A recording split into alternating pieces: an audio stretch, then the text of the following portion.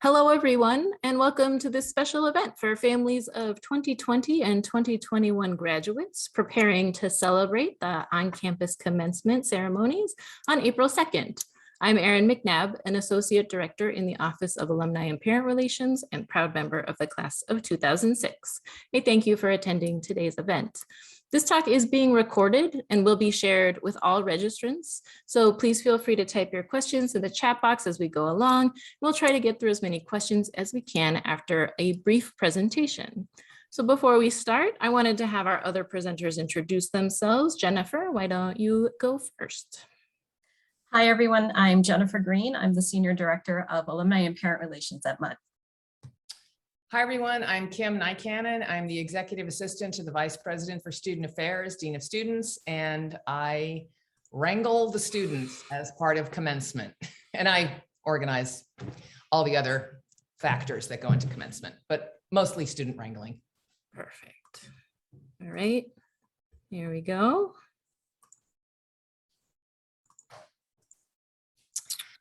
Take it away, Kim. All right, great. First of all, I would like to tell you that we are so delighted to finally be able to celebrate in person the graduates from the class of 2020 and 2021. It has been a long, trying couple of years, and we are thrilled that so many of them are coming back to campus to be celebrated, and we're thrilled that you're joining.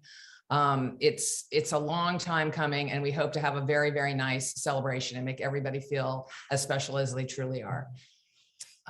Thank you. Things to do now.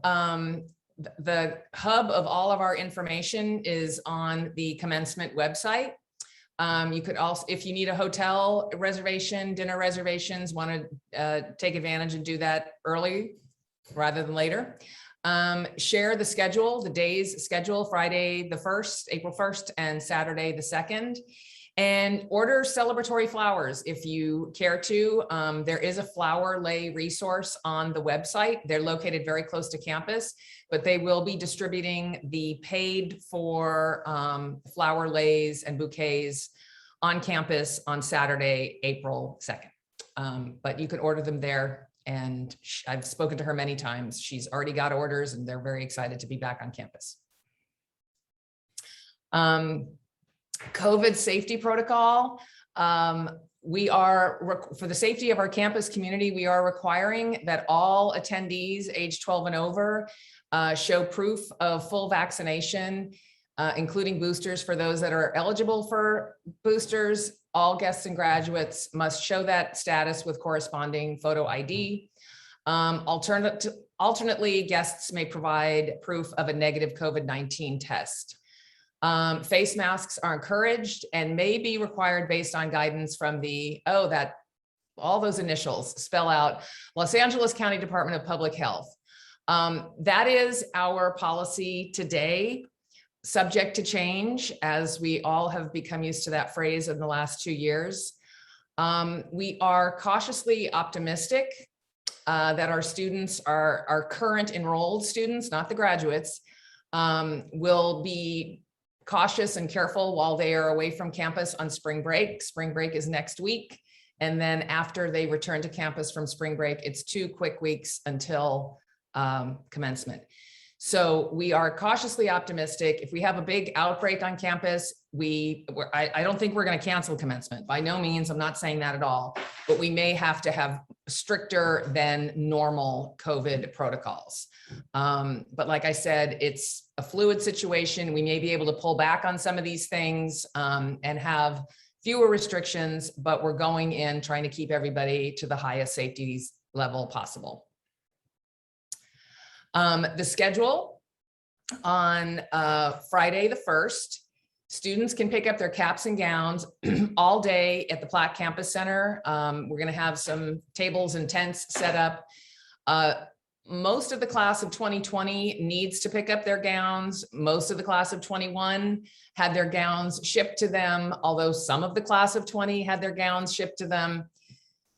It's a very unusual protocol for us, but everybody does have to have a cap and gown to participate in commencement. So I have been in close contact with probably all of your students confirming what they have and what they need, and we can take care of everybody. This would be my moment to encourage you to make sure that your graduates have told us they're coming to commencement.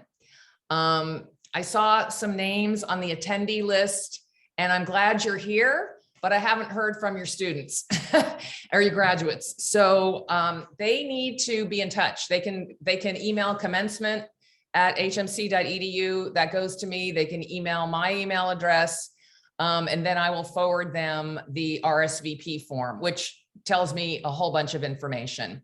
But caps and gowns are required.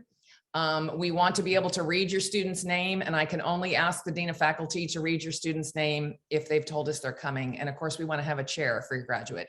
So please, please double check with your children that they have told us they're coming. At 5 o'clock on Friday, it's an academic reception at Olin Plaza. One of the questions Kim, that real was quick, before we Yeah. jump to the academic Yes. reception, someone asks if the parents can pick up their students' cap and gown for them if their student is coming in particularly late. Yes. And there will be a cap and gown there for them if they've told us they're coming. I wanted to reiterate that a couple times. On Friday, April 1st, the academic department receptions it's a big joint academic, one big reception. It will be on Olin Plaza. And one of the questions that was submitted ahead of time was asking about the McGregor building, the new CS building on campus. And I reached out to Prof. Jim Borkel, who's the chair of the CS department. And he said that the building is open to the public during regular operating hours, which is 9 a.m. to 5 p.m. But he will, as it has been requested, he will arrange to have it open a little bit later on that Friday. So if graduates and families want to tour the new facility, they can take a look around. 6 o'clock is a dinner on Friday night for the graduates and their families, hosted by our friends here, the Alumni Parent Relation Office. Please RSVP to that so we make sure we have enough for everybody. And the RSVP link is on the website for that event. Oh, and Aaron helpfully put it in the chat. On Saturday, we're going to do back-to-back commencement ceremonies with a celebratory lunch in between. Again, if your graduates haven't picked up their cap and gown, they can do so at the Platt Campus Center, beginning at 8 o'clock in the morning. At 10 o'clock, the 2020 commencement ceremony will be on a big lawn under a big tent in the middle of Harvey Mudd's campus. Our regular commencements are usually a few blocks south of here, but this one is on our home campus, out in right between Kingston and in front of the Shanahan Center for Learning. You can't miss the big white tent. The students will be communicating, I will be communicating with the students that we want the class of 20 to arrive by 9 o'clock. We're not having a rehearsal for them. We need to get them lined up. It's not exactly alphabetical order based on the way they're seated. So it takes a little bit of work to get them in the right order. We'll also be handing out the lists as they pick up their caps and gowns, so they know who should be in front of them and who should be behind them. So their name corresponds, it's the correct name when they go across the stage. As I said previously, we're having lunch for both classes. It functions as our reception for both classes from noon to 1 o'clock, right on Harvey, just on an adjacent plaza from where our ceremony will be. The class of 21 commencement ceremony is at 2 o'clock. We will again ask the 21 graduates to line up at 1 or when they're finished eating to get them in order again. We're having, as always at our commencements, we have professional photography services. Grad images will be on campus, photographing the handoff between President Clave with the diploma cover in this case, since your graduates have already received their diplomas. So there's one photo opportunity there, and then we have them come down the stage, and we have a nice little photo op in front of a yellow and white floral arrangement. So there's a couple different a couple different angles taken. I would tell you that there's no obligation to buy the photos. Generally, Grad Images allows you to preview them about a week after the event. Since this is kind of an off-calendar event, they may be able to turn that around a little more quickly. And there's no charge to view the photos on the Grad Images websites. I know other photography companies charge you money to even look at your proofs, but they don't at Grad Images. And I will also say, because invariably I'm asked this every year, Harvey Mudd doesn't have a financial interest in the photography business. It's a service they provide, and it's between your family and student and Grad Images. We've got a couple questions, Kim. Oh, sure. Does anyone need to RSVP for the lunch that day? Yes, you do need to RSVP for the lunch. You need to email commencement@hmc.edu, and I will send you the link, or you can email me. But we need RSVPs for the dinner and RSVPs for the lunch. Great. And then some people are asking about how many students we're expecting. I had that class of 2020 is at about 170 graduates, and the class of 21 is very close, like 174, 177. So a very healthy representation of the graduating class. That's great. Both of each graduating class, I should say. Perfect. Here's that email address, everybody. Oh, yeah. Any and all questions, please. Commencement@hmc.edu, or you can email me directly, or there's the Dean of Students email address. There's a lot of ways to get a hold of us. Yes. But like I said, if you are interested in coming, please make sure your student has told us that they are interested in attending. Because we really want them to have their name called and have a cap and gown and have a chair. Yeah, and in line with that, we don't assume you're coming to Saturday if you're coming to Friday, and vice versa, because they are separate days and you may be only available for one or the other. So do Correct. make sure to RSVP for your whole party for all the events that you are able to join. All right. On to Jennifer. Hi, everyone. So I'm just going to give you a very quick overview of our connection points with families and students in the years following graduation. Next slide, Erin. So obviously your students are now alumni, and there are several ways they can stay connected and take advantage of Mudd services and support as young alumni. The most effective way is by utilizing Mudd Compass. That is our online networking community for students and alumni. And through Mudd Compass, they can do things like find and connect directly with fellow alumni. They can connect with and mentor current students, and they can search job opportunities that are posted to the community. So your students are also members of our Gold Society. That's graduates of the last decade, which is designed to serve as a bridge as they transition from students to alumni. And through the Gold Society, they will have access to exclusive professional development opportunities and social events. And during their first year out of Mudd, they will receive our Mudd Monday emails on the last Monday of each month that tell them about all of these opportunities and how they can connect. And then as past parents, you are welcome to stay connected with HMC to whatever degree is comfortable for you. For the next few years, you will continue to receive emails from the college, including monthly e-newsletters, unless you tell us otherwise. You are also welcome to continue attending HMC events, both online and in person. And for those of you whose companies are or wish to be connected to HMC as recruiting employers or partners with clinic and student research programs, we always welcome your engagement in those areas as well. So if you do wish to adjust the types of email communications you receive from the college or to unsubscribe entirely, you can find these options in the footer of any email that you receive from the college. Managed subscriptions will allow you to opt in or out of receiving emails in selected categories, and then unsubscribe will remove you entirely from receiving any further email communications. I'm happy to answer any questions, but I also just want to close by saying how excited we are to finally be able to celebrate with all of you.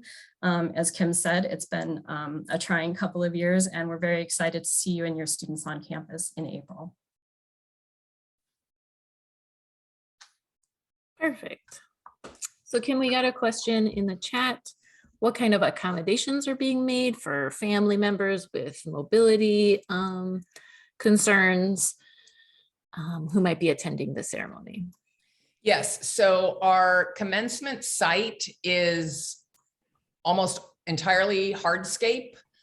There are lawns where we have chairs, but we plan to have the aisles on the hardscape. So if you have a wheelchair or other mobility assisted device, that will be conducive to being helpful.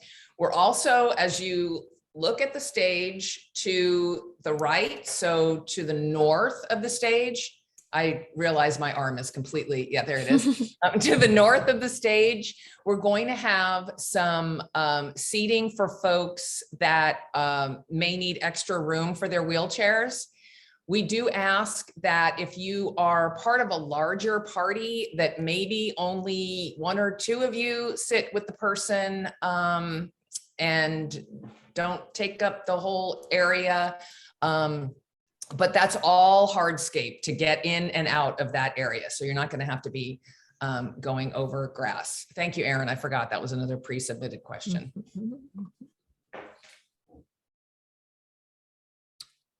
And then nobody's asked this question, but this event is going to be live streamed at the same time, correct, Kim? Oh, yes, yes. The TV department from the University of La Verne will be over live streaming. It'll start promptly at 10 a.m. or whenever the commencement ceremony begins. I hope it'll be 10 a.m. for all of our sake. And again, at 2 o'clock. Yes. And they are recorded and then they get archived onto the Harvey Mudd YouTube channel. Is that correct? I don't know if that's necessary. I mean, someone will have it. Yeah. Someone will have it. I believe it has been shared on our YouTube channel in the past. So yes, once the links are all available on the commencement website, correct? And that's where the access to the live stream will be as well, right, Kim? Yes. So if your families, if you're including families who can't make it back to campus, make sure they know where the live stream is and they can watch and participate that way. Someone's also asking about mobility for the dinner and the lunch. So the dinner is also completely on a hardscaped flat surface on Friday evening. So that is easy to maneuver. And then for the lunch, Kim, you'll know that one. In the same location. Great. Yeah. Parking is going to be a big problem. Kim, do you have any suggestions for parking? Well, I have been in touch with Campus Safety to ask for parking ticket amnesty over that weekend. So it should not, nobody should get ticketed. But parking around campus, I would say, has not improved since your graduates were undergrads. It has improved in that not all the faculty and staff take up the spots all the time. So potentially, well, that's true. It should be pretty easier on Saturday. Absolutely. I will also tell you that each of the 5 undergraduate schools that are having makeup ceremonies for the classes of 20 and 21 are having them on different weekends. Not all schools are doing makeup in-person ceremonies. But the really nice ones like Harvey Mudd are having a makeup, and we're doing them on different weekends. So it won't be when we're all here on the same weekend, one after the other commencement ceremonies, that's very difficult for parking. But Saturday in particular should be a lot easier than normal because most of the faculty and staff will not be on campus. Of course, we're going to have faculty at commencement. But there should be, so the parking that is along Foothill, the faculty and staff parking lots that you access from Foothill Boulevard should be much more accessible on Saturday. Perfect. Someone's asking if there's a list that they can check to see if they signed up for the dinner and the lunch. For the dinner on Friday, the RSVP link I sent out also has an attendee list button that you can read your name on. It'll show up there if you have registered. And then for the lunch, Kim, they just have to ask you. Yeah, I don't have a fancy RSVP attendee list. I'm going to have to learn how to do that from your office. Someone is asking, during the commencement, will you only be calling the names of graduates who are physically present? Correct. Yes. So you're not doing a full class reading of every graduate? No. Although all of the entire class will be in the program with all of their information and their degrees and any honors that they received. I received another question for unvaccinated. Do you have a type of COVID test that is required? Or will out-of-state tests be accepted? You're muted, Kim. Wow. Again, It's gonna happen. It was gonna happen. 2 years. Proof of a negative COVID test and out-of-state test is fine within 72 hours of the event. So ideally you would test on Wednesday. Your test would be dated Wednesday. Perfect. And they can probably just take a photo of it, or Yes, you don't have to bring the test. you don't have to bring it with you. Thank you. Or a screenshot, if it's a lab test, a screenshot of the lab test. So is there a place that you're having people check them, Kim?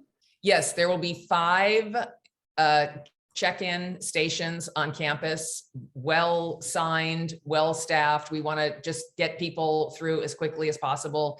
Again, that's our standard today. We don't know if things are going to change to be more restrictive or less restrictive closer to commencement. So it is the one part of commencement that's a bit fluid at this time. And so once they show it, will they get something that indicates that they're Yeah. welcome to be on campus? Correct. Yes. Great. And if you come on Friday, please continue wearing that through Saturday. It's easier and faster for you anyway. Correct. Yes. We've got some testing questions. So is there any test differential between like a Canada visitor, or this at-home tests okay versus an official PCR or anything? At-home tests are fine. Canadian tests are fine. Lab tests are fine. As Whichever long way as you- they're negative, y'all. Just get tested, please. Yes. Yes. Those are the questions right now. Please keep submitting your questions in the chat if you have them. And again, I think we want to remind all parents to encourage your students. If you're unsure if they've told Kim that they're going to be here, tell Kim they're going to be on campus. Yeah, you can email me and I've answered lots of parent emails the last couple months. If you want to double check, I would appreciate that, because I really would like to have it a nice celebration. I want your student's name to be read. I want it to be read in alphabetical order. If they show up on Saturday and they haven't told us, then they're going to be out of alphabetical order, which is not the end of the world, but we really want it to be, we want them to be celebrated. We want to know to expect them.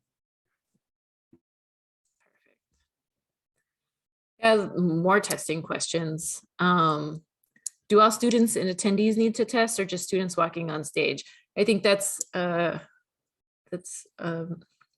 unclear. So only testing if you're not vaccinated. So you're either showing Correct. proof of vaccination with the proper boosters, if eligible, then you don't need to test also. 100%. That's If correct. you are not willing to show us your vaccine record, you Right. have to show a negative COVID test. And that's for all visitors, correct? Students, guests, family members. That's kind of where we're. Correct.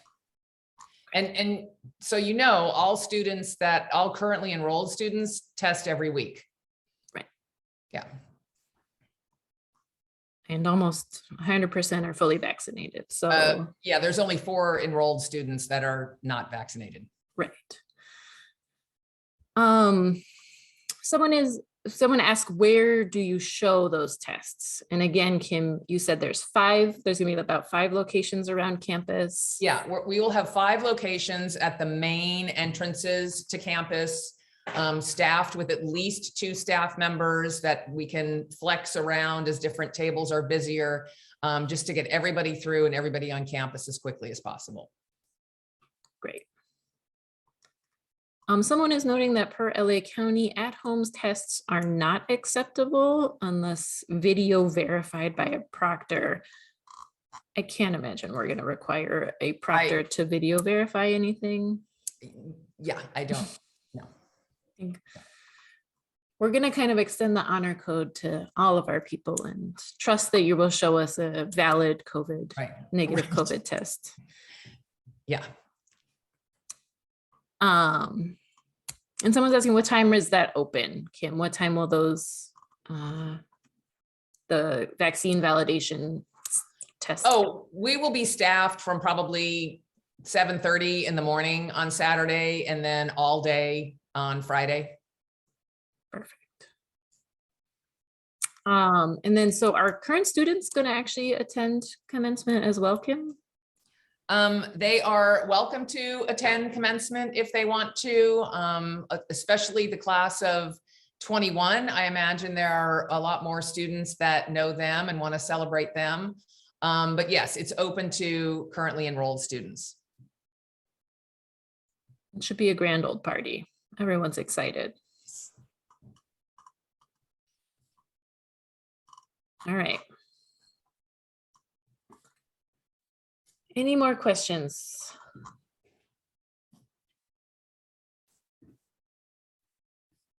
I don't get any.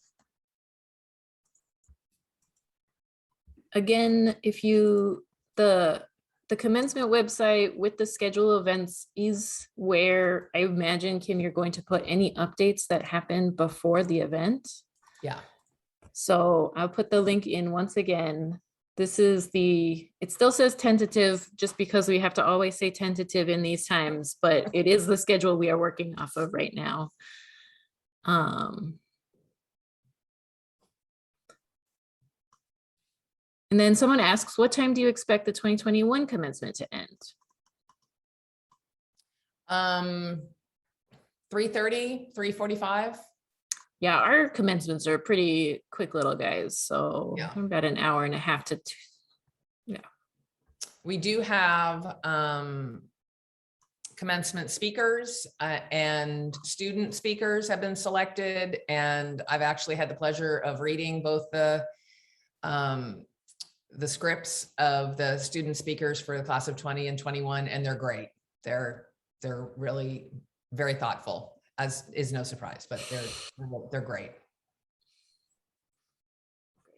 Someone's asking, will we mail the programs to graduates who are not able to attend?